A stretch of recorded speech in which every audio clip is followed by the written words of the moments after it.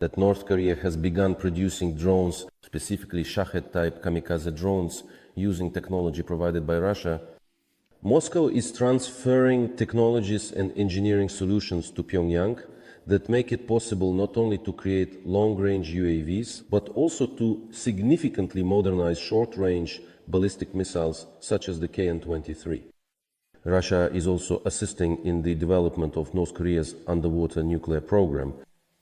As for the underwater nuclear program, those who closely follow the updates on my channel know that I mentioned earlier, since the establishment of military technical cooperation between North Korea and Russia, that the price of this cooperation would be investments in submarines, specifically in nuclear-powered submarines. The only thing in principle that makes such cooperation interesting right now for anyone working with Russia is really the fact that they still possess certain technologies that make it possible to improve nuclear-powered submarines. This is of great interest because this program, well, it's still that perception that has existed since the days of cooperation with the Soviet Union, space and the nuclear fleet. And this really is a form of power that others will be forced to reckon with. So essentially, that's exactly what they're counting on. And that's why North Korea receives very high compensation for sending its military personnel.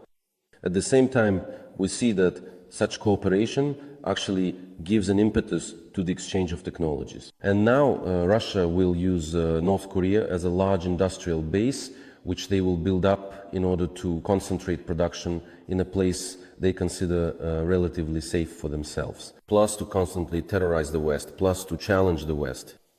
After all, it's clear just. Imagine if North Korea suddenly decided to launch Shaheds at South Korea or Japan, which from time to time it already does toward the Sea of Japan by launching missiles. This is a direct challenge to the United States of America. Where is the guarantee that Putin won't want to humiliate Trump in such a way as to demonstrate that the United States cannot guarantee security not only in Europe, but also to its partners in the so-called Trans-Pacific, that is, the transatlantic region? This primarily concerns South Korea and Japan. And this is also a test. These are also challenges. These are also possible consequences of such cooperation. By the way, as mentioned in the publication for the war zone, the presence of Shaheds will give North Korea the ability to strike targets anywhere in South Korea and potentially on a massive scale. They can overwhelm South Korea's air defense systems, opening the way for attacks with other munitions. They can also be exported back to Russia to support the war in Ukraine, Budanov notes. There are agreements to begin establishing facilities for the production of Harpy and Geren-type drones, the Russian version of Shahed 136 drones in North Korean territory, Budanov noted. It's interesting to wonder whether the North Koreans will also develop any anti-drone defense systems in the process. Perhaps they'll try to cover or conceal the production sites, since Ukrainian drones have already demonstrated that they can travel thousands of kilometers and successfully hit targets. Maybe they'll even be able to reach North Korea. If I were in the shoes of North Korean officials, I'd be asking myself, why do we even need this? And yet, perhaps he gave up on this idea. But again, this is also a test for the United States and its allies, although right now it seems that the US president is increasingly preoccupied with domestic issues, which are very serious.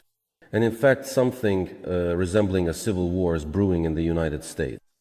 Even the President of the United States acknowledges this, though he denies it and says he does not want a civil war.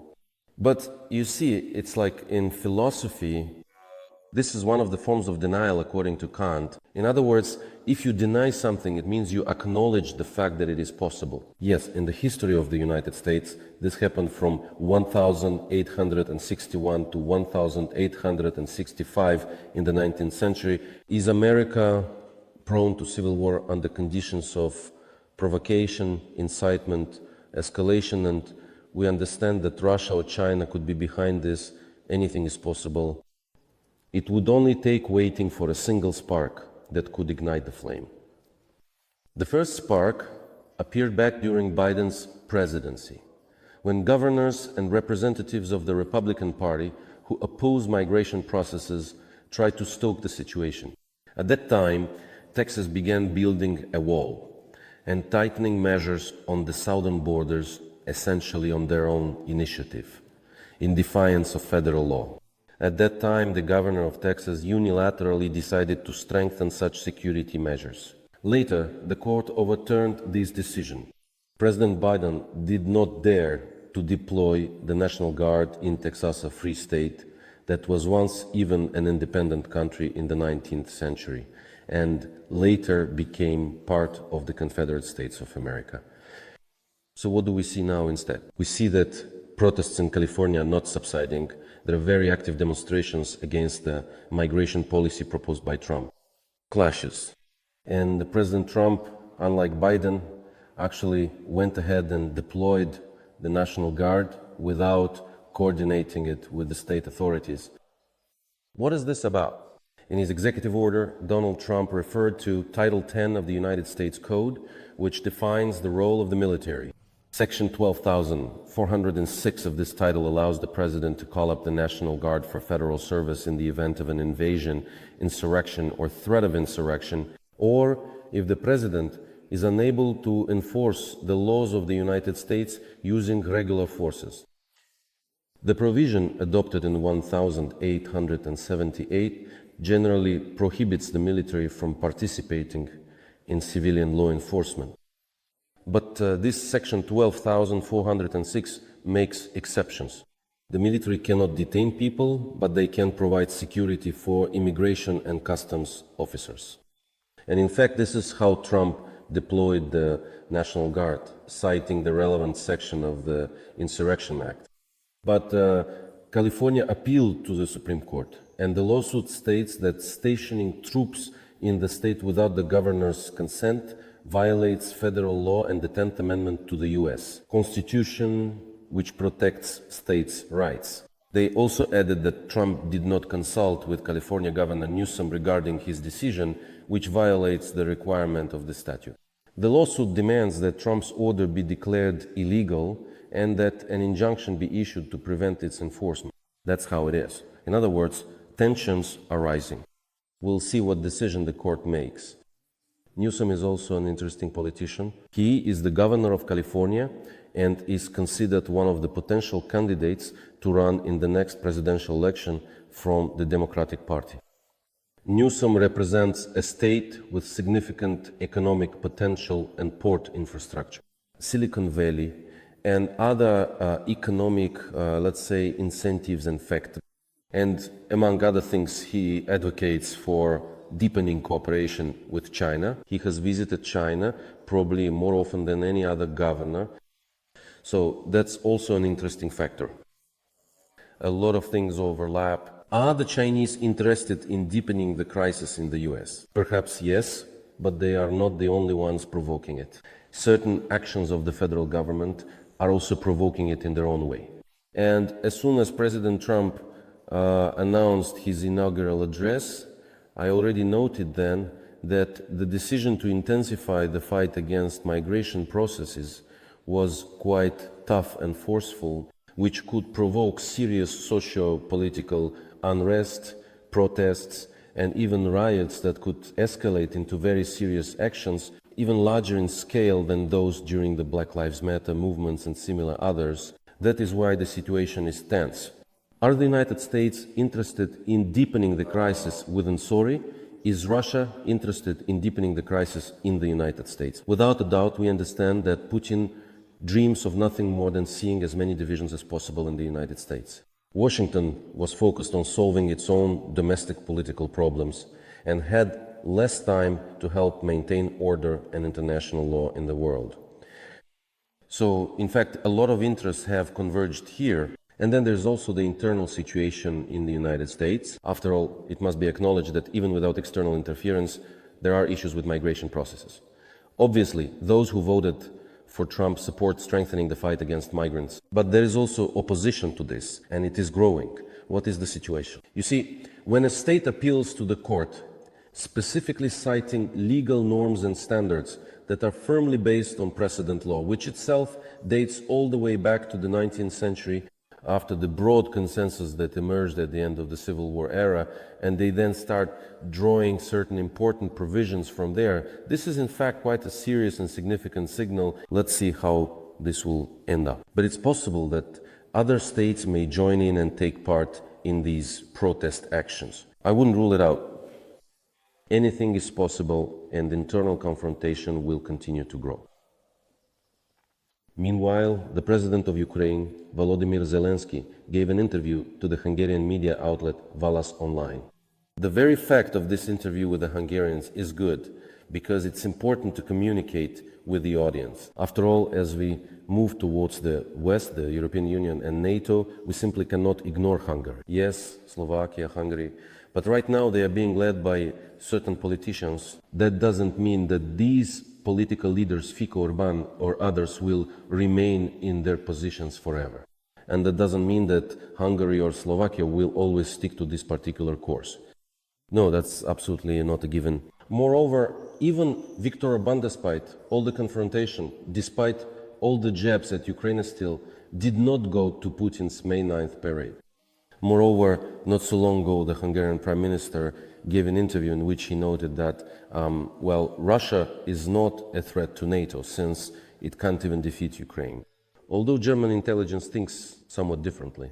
And it's not that they surprise us much with any revelations or surprises, but a bit later we'll also talk about German intelligence and their forecast. But now, let's talk about Zelensky's interview with the Hungarians. The president of Ukraine noted that in February he asked US President Trump to promise the Russian dictator Putin that the United States would hand over the keys to certain weapons to Ukraine. In this way, according to Zelensky, it would have been possible to put pressure on the dictator to agree to a ceasefire. And here is Zelensky's direct quote. In February, I told President Trump how he could influence Putin. Here is a package of weapons, missiles. We have the key to them. Agree to a ceasefire. Otherwise, we will give the key to the Ukrainians. President Putin may not like this, but you can't negotiate over territory until there is a ceasefire. Is it really that difficult? Zelensky asks, in his opinion, not only America, but other countries as well should tell Putin to stop the fighting. Otherwise, he says, we will give weapons to Ukraine. The Russian people cannot bring themselves to stand up against the war, although this is also temporary. Anything can happen in the future, but they will definitely be frightened by the possibility that missiles could be aimed at them. And then Putin will have to deal with his own people. What is the essence and what is the important rational grain in what the Supreme Commander-in-Chief of the Armed Forces of Ukraine, President Zelensky, says? What is the important message? First, the US must strengthen its support for Ukraine by sending a clear political and diplomatic signal to the Kremlin that continuing further wars against Ukraine is a dead end. Second, armaments. This is a way to bring the war onto the enemy's territory. This is exactly what the Ukrainian defense forces are doing now, what Operation Spiderweb is about, what the successful strikes on military targets on Russian territory and beyond are about. Third, taken together with sanctions, this should lead to a deterioration not only of socio-political and moral sentiments and the demoralization of society, but also of economic factors. Let's be honest, these should also serve as elements of information and psychological operations, and of information warfare in general. Altogether, this should result in the consolidated support of the West, combined with strikes against Russia and the worsening of the economic situation within the aggressor state, leading to public discontent and pressure, including from within Russia itself. As a result, this should lead to discontent and even possible protest actions, or even without protest, at least a sense of this internal pressure. So the strategy is absolutely correct, but unfortunately, so far we do not see the United States of America acting accordingly. We'll see. Again, I emphasize the 2 weeks that Trump gave Putin for some kind of progress to happen are coming to an end. That's it. A decision needs to be made. In Russia, they are saying that supposedly the next round of meetings between the Russian and Ukrainian delegations in Istanbul should take place soon, before the end of the month. At the same time, Ukraine's Ministry of Foreign Affairs is not yet ready to confirm this information about the meeting being prepared and about to take place. There are still difficulties. At the very least, the fact that Medinsky, the head of the Russian delegation at the negotiations, is talking about how there is a demand from Russian society to strike with a sledgehammer at Kyiv, at the decision-making center, at Ukraine. We see that the enemy actively attacked the Ukrainian capital over the past day, that a UNESCO heritage site, the national complex of St. Sophia's Cathedral, and many other civilian buildings were damaged. So, at the very least, how can negotiations be conducted under such conditions? We are talking about a serious escalation that is not stopping, and therefore it is difficult to discuss anything here. And the president of Ukraine, Zelensky, clearly stated that we should not confuse what Russia says about carrying out attacks on Ukraine now as revenge for Operation Web. And now they will attribute this to it every day.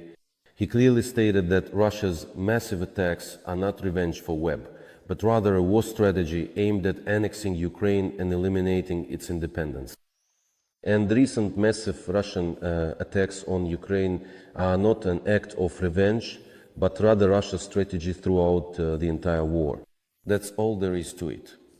This is absolutely correct. At the same time, of course, our operations will continue on Russian territory. The president of Ukraine says that Russia mobilizes 40 to 50,000 people every month.